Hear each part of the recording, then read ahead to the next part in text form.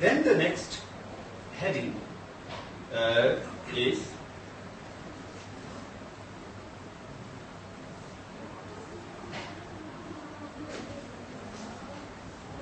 if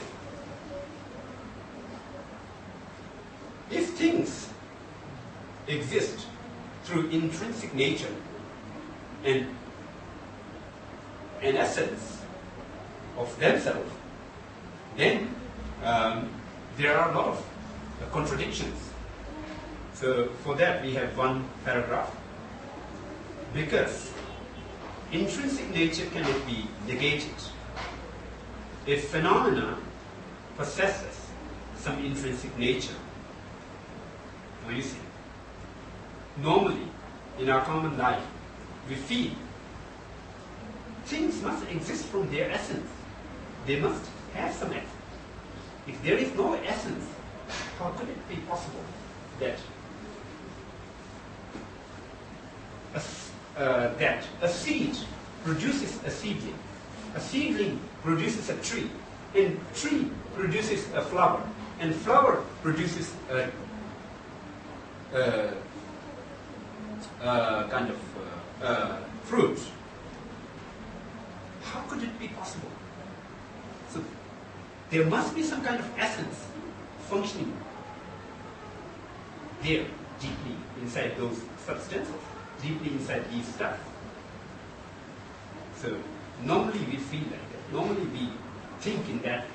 So we think, because intrinsic nature cannot be negated, if we negate, then how could it be possible? Why?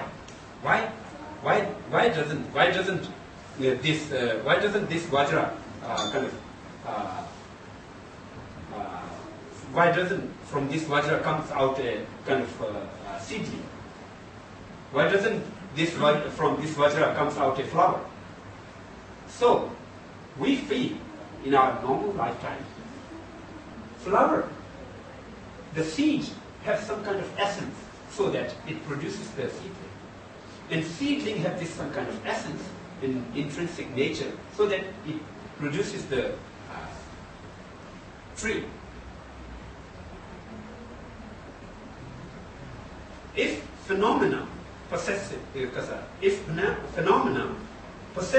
some intrinsic nature, because it cannot be negated. If it cannot be negated, the possibility is that we have to accept intrinsic nature.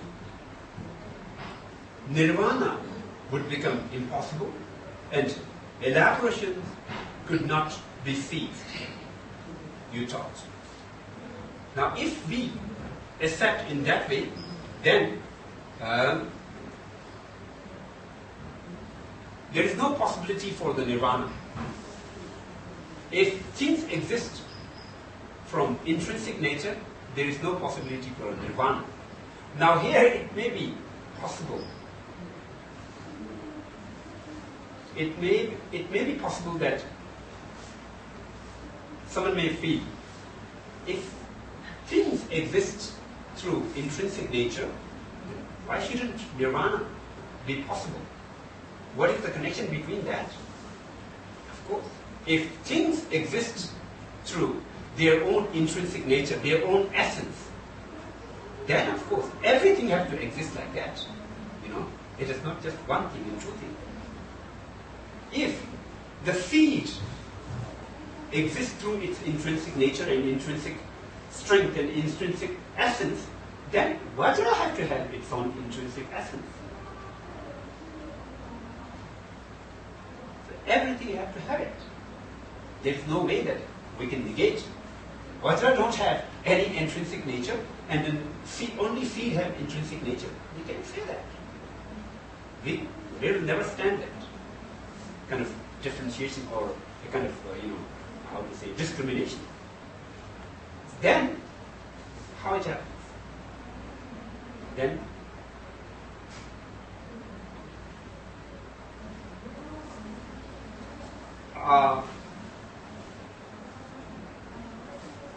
negative emotions or delusion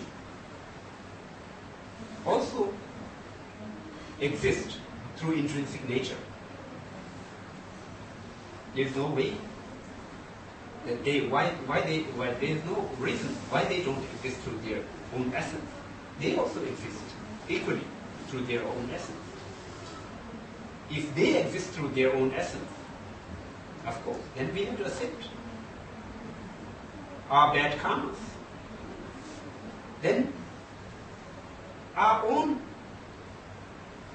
very existence itself, our own self, our own very existence exists through intrinsic nature or some kind of essence in it. If all of these things exist through its intrinsic nature and through its essence, then there is no possibility to achieve the Nirvana. Because Nirvana is a state where all the sufferings are kind of, abandoned. If suffering exists through its intrinsic nature, how can we abandon those things? There's no way that we can abandon those things.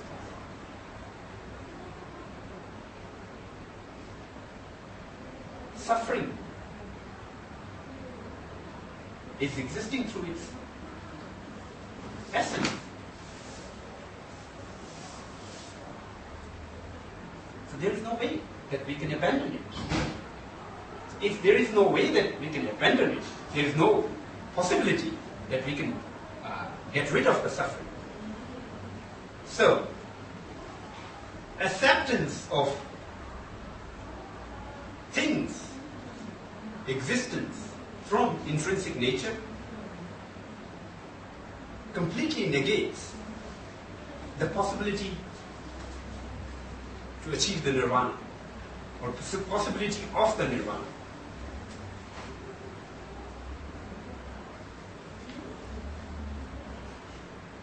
And then upon that, it also negates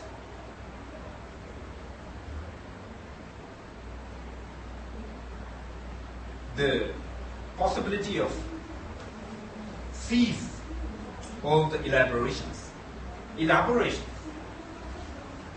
here is reference for all those, So this is the approach when we study philosophy, when we try to kind of explain the things through the philosophical views. Everything is empty of intrinsic nature. How these things function? That could be the possible big question. That is answered through this arises in depending on that, or in dependence on that. So this is very important teaching of Buddha. Every phenomenon, whatever exists, definitely have to depend on something else. So this arises depending on that. Like for example, this tree arises or is produced depending on its seedling. And this seedling is produced depending on its seed. And this seed is produced depending on its fruit. Like that process, It continues. It continues to everything.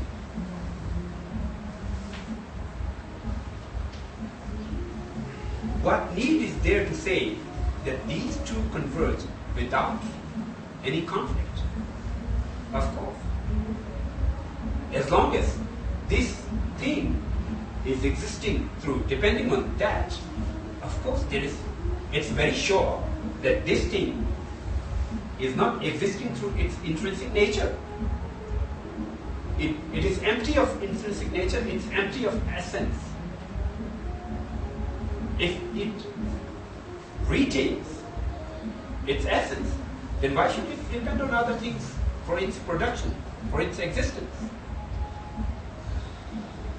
So this arises depending on that, that arises depending on that, this kind of